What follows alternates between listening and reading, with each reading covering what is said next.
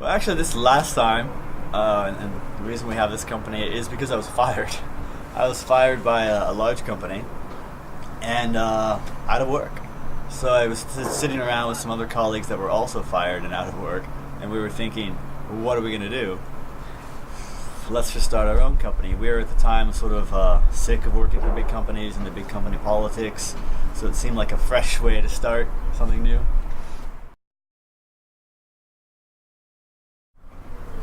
I would say have courage. This world has a lack of courage. We have so much fears and insecurities. What if I fail? What if it doesn't work? What if, I don't know, I can't feed my family? But just do it. Take action, take massive action, take the steps and do it. I mean, that sounds like a no-brainer, but we just don't. We have a lack of courage. I would also say, even if you're within a job, start small. Start saving up money and doing a little bit of whatever this new company or service you want to offer is, a new product. Just start building it while at the job if you're afraid.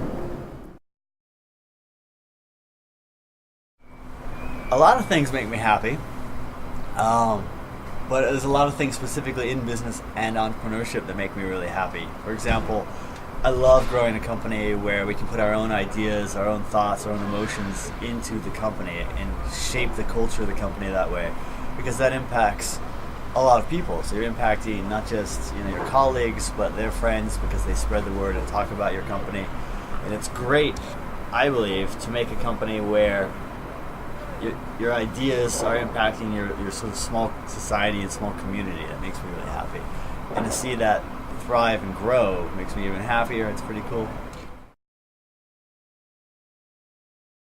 Watify project's really cool because we always have these fears, concerns. We think, what if I just stay at this big company? Isn't that more stable? But actually, it's not. I mean, the company itself might be stable, but your job within that company isn't. So I think the more we educate people and the more we tell people and address their fears and say, yeah, these are problems, or these are concerns, but what if you do it, and how cool is that going to be? The more we spread that word, the better it is to encourage people to become entrepreneurs. And if I was younger, it would be nice to hear those, because we all have these fears. So it's great that the project's spreading.